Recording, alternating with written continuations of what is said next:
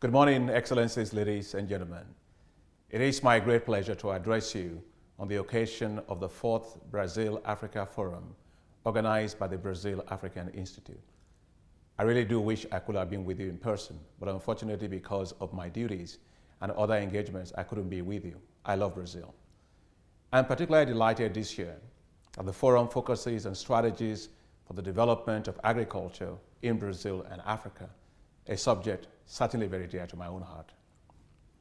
Let me especially thank you, Professor João Bosco Monte, the president of the Brazil Africa Institute, on your recent visit to the African Development Bank in Abidjan and for your tireless efforts to convene this very powerful forum. Today, I have 3 messages to share with you. One, and the most important, is that African economies are resilient. 2, the private sector will play a critical role in Africa's economic transformation, and agriculture is at the heart of that transformation process. And 3, the African Development Bank will work with you to make sure that the economic transformation takes place. I know that many of you are interested in investing in the continent of Africa and are well aware of the remarkable achievements of the continent over the past decade. The private sector has continued to contribute significantly to Africa's growth story. It now accounts for over 80% of all total production, 2/3 of all total investment, and 3/4 of all total credit to the economy. It also provides jobs for about 90% of the employed working age population. That contribution is certainly very impressive. We all know that times are tough. Africa, like other regions, is facing economic headwinds. However, even with the recent economic global slowdown, Africa remains on a solid growth trajectory. We have projected at the African Development Bank most recently that 20 countries will be growing at above 5%, and 18 countries will still be growing between 3 to 5%, all above the global growth average. The evidence is clear, ladies and gentlemen, that while overall economic growth has slowed much more than expected, Africa is not falling apart. African economies are still resilient. To sustain this momentum and accelerate the economic transformation, we have identified 5 key priority areas at the African Development Bank. We call them the high fives: to light up and empower Africa, to feed Africa, to industrialize Africa, to integrate Africa, and to improve the quality of life for the people of Africa. They each address a fundamental obstacle to Africa's development, and at the same time, they present huge opportunities for the private sector. These high fives, as we call them, will require greater collaboration between the African Development Bank and the private sector. Let me expand a bit on each of these opportunities of the high fives. First, on energy. Africa is simply tired of being in the dark.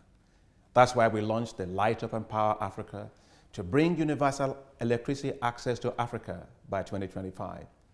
It is certainly unacceptable that 650 million people still live without electricity, despite the continent's abundant energy sources. Solar potential is immense, over 10 terawatts. Hydroelectric potential, 350 gigawatts. And when you think in terms of wind potential, that's about 110 gigawatts. And talk about geothermal, and that is in terms of about roughly 15 gigawatts potential. But you cannot light up houses or power industries with potential. We have to unlock this potential. And that's why to achieve universal access to electricity by 2025, we need innovative mechanisms to mobilize domestic and international capital.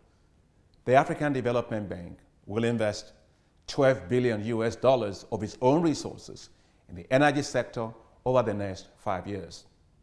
We expect that these resources will leverage an additional $45 to $50 billion financing from the private sector, and that will significantly increase the level of investment in this crucial sector.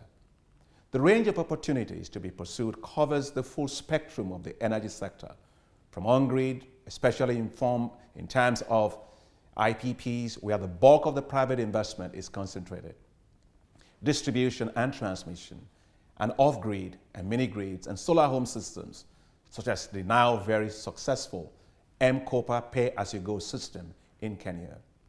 By 2025, we aim to increase on-grid generation to add 160 gigawatts of new capacity and to achieve 130 million people connected to grid systems and also 75 million people connected through off-grid systems. In addition, there is a large market opportunity to develop and deliver clean cooking solutions in the form of improved cooking stoves and fuel to displace unhealthy and polluting traditional biomass sources. We aim to increase access to clean cooking energy for around 130 million households. Second, let me talk about the special theme of this year's forum, agriculture. And of course, you know that's very important for me. I'm very passionate about agriculture.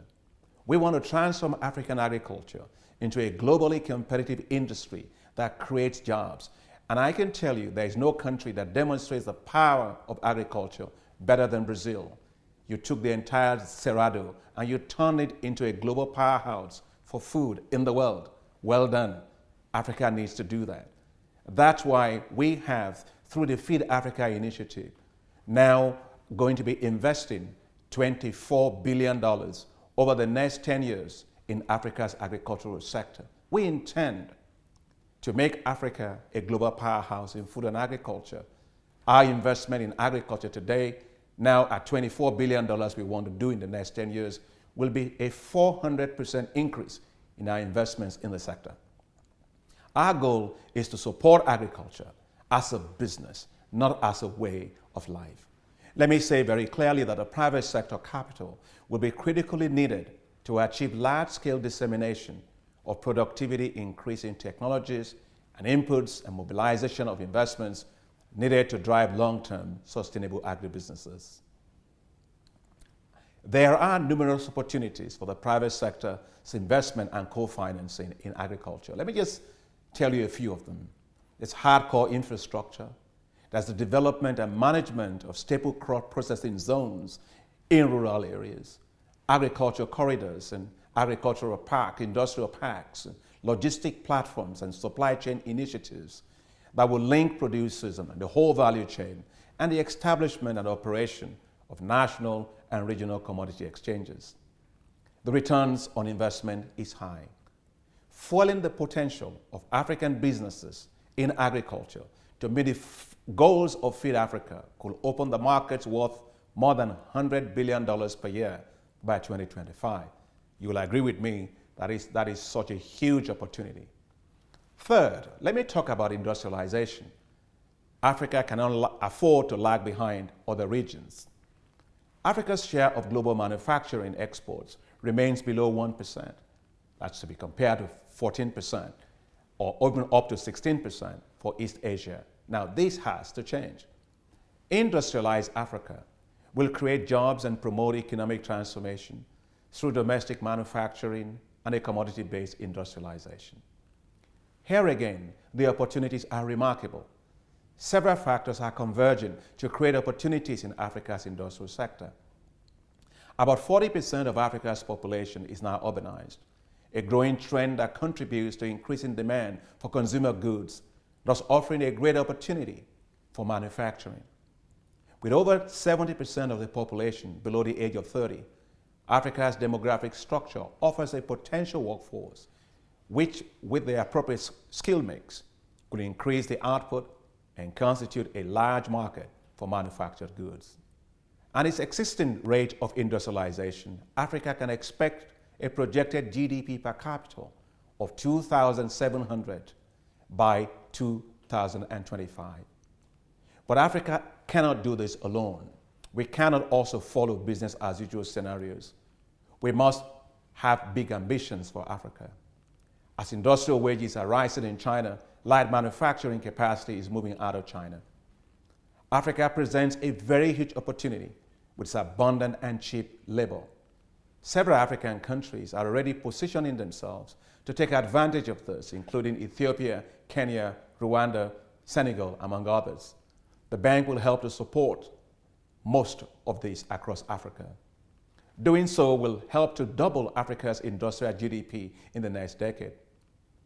And the role of the agriculture sector in contributing to Africa's industrial development cannot be overemphasized, given the massive potential that exists for agro-allied industries. Fourthly, let me talk about regional integration. Africa needs to trade more with itself. Intra-regional trade in Africa accounts for only 15% of global trade.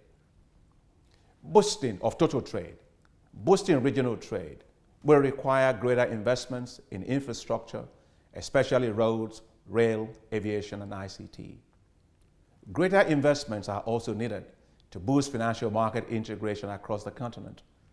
The bank is working very actively to support the integration of Africa's stock exchanges to deepen financial market integration and investments. The opportunities opened up by the Continental Free Trade Zone must be fully realized. We must integrate Africa, and especially so if we want to deepen Africa's markets for its agricultural products. Finally, improving the quality of life.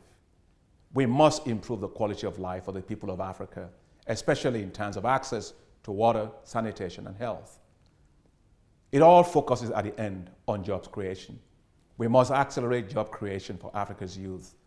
That's why at the African Development Bank, we've developed what we call the Jobs for Africa's Youth Initiative.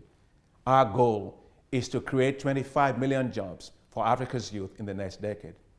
Our focus will be on the agriculture sector, of course, what you are discussing today, on agribusiness, on ICT, on reducing the skills mismatch, and supporting the youth with business incubator facilities and finances.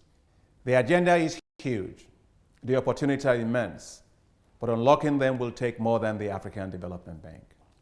That's why partnerships being forged by the Brazil-Africa Institute and all of you here today are so crucial for this new future for Africa. I certainly wish I could have been there with you today to share in that passion, the interactions and the conversations with many of you. But I've got so many of my staff right there and a couple of vice presidents that are representing me there at this meeting. They are here basically to listen to you and to forge partnerships with you. Together, let us light up and power Africa. Let us feed Africa. Let us industrialize Africa. Let us integrate Africa, and let us improve together the quality of life for the people of Africa. Together, let us give Africa a high five. I look forward to working with all of you, and so does all of the bank staff that are there. Thank you very much for your attention, and I wish you a great meeting.